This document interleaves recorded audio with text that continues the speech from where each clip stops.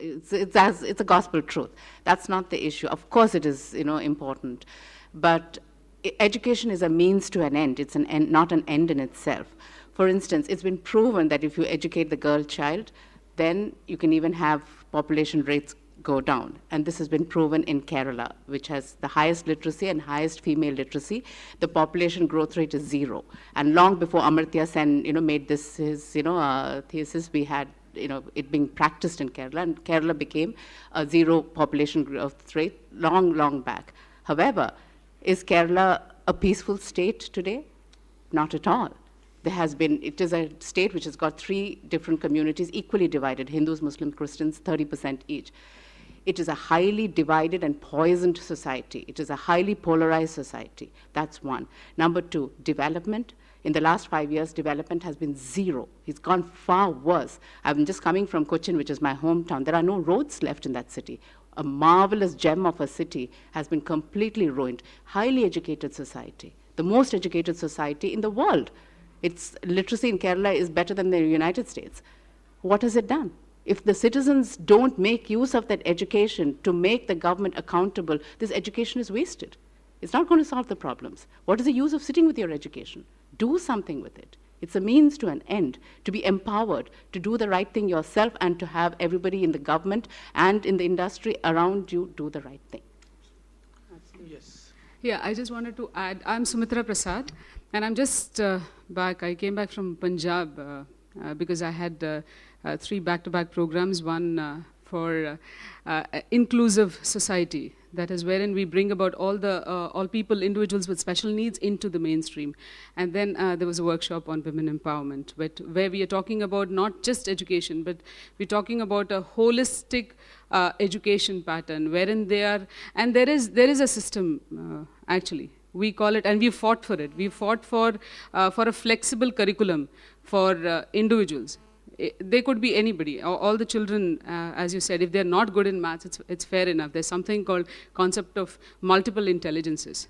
Because I know with all these degrees, if you ask me to, I can't teach my 9th grade maths, my daughter maths at all. So what I'm trying to tell you here is, of course, with a flexible curriculum, I think we can do great.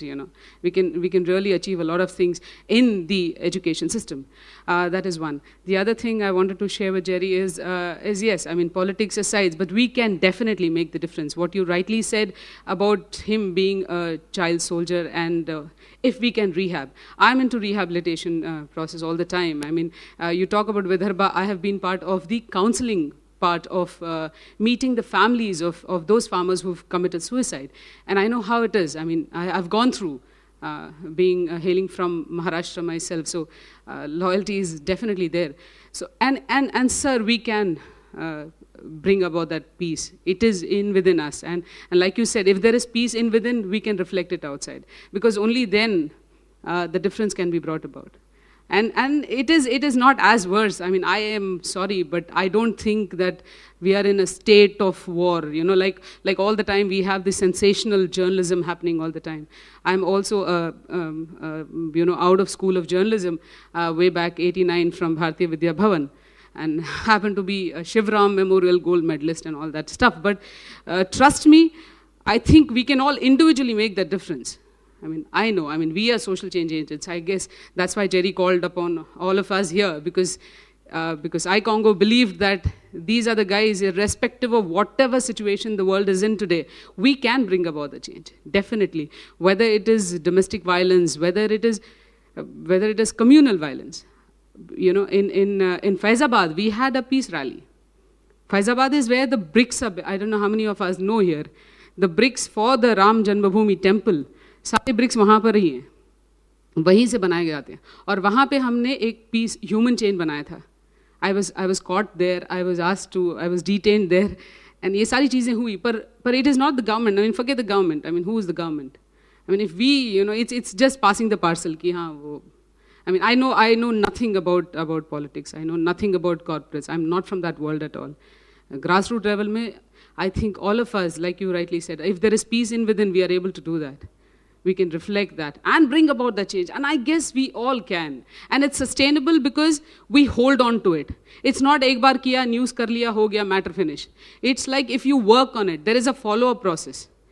If you hold yourself responsible, and it's not just a 200 once in a while that is done by Sachin, but if you consistently do it, your average is also good. So all of us as the so-called social change agents, if we are able to sustain, if there is sustainability in our rehabilitation process, I guess there'll be sustainability in the society. And that is what I just wanted to add. Please. I feel there is a bit of contradictions when we speak of peace.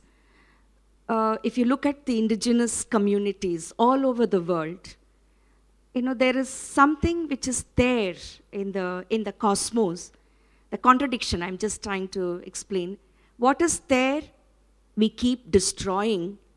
Then we start, speaking about building peace. This is very universal. Look at the communities within India and all over the world.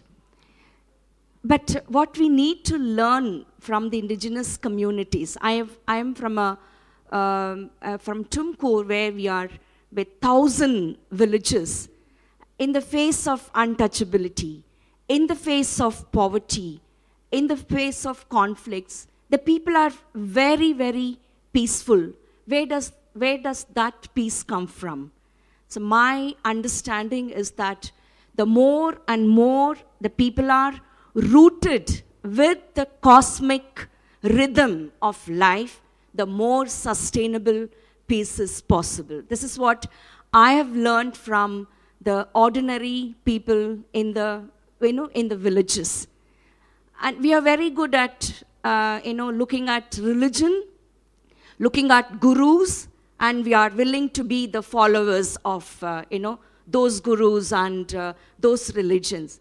I think the need of the hour is that, are we willing to be the disciples of these very ordinary people who are living in the villages, who are living in the jungles, and who are with the rhythm of the cosmic energy and cosmic spirituality, whatever you call.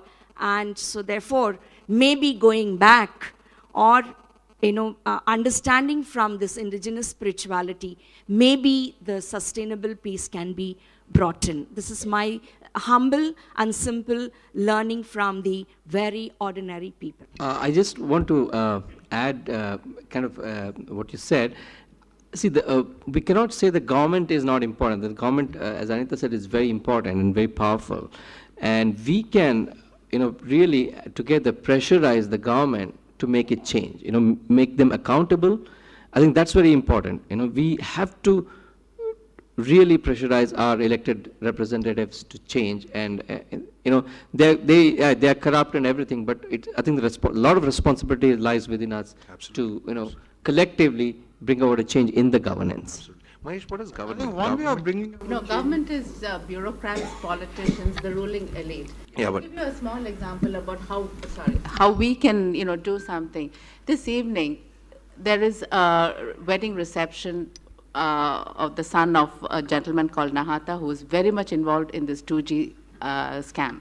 Okay, so the friends with whom I'm staying, they said, "Oh, you have to come for this because last time they dragged me to the son's engagement party, and he is involved in this 2G." So I said, why would we go to that man's house, And in any case, who in their right mind would go to this man's, son's wedding?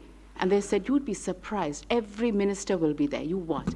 What are we then up to? If we don't shame these people, if we don't attach a stigma and taboo, instead we run after these people, go for their parties because we want to be seen with these, happening people, that is how they continue. Yeah. If we were to ostracize them, if we were to boycott them, show our disgust, and this replicated by every right-thinking people, and we are tons of them. We are far more. Yeah. There are far more on our side than on their side. Absolutely. But we're not aggregating together and enforcing this ostracism on these people who should be ostracized. Yeah, One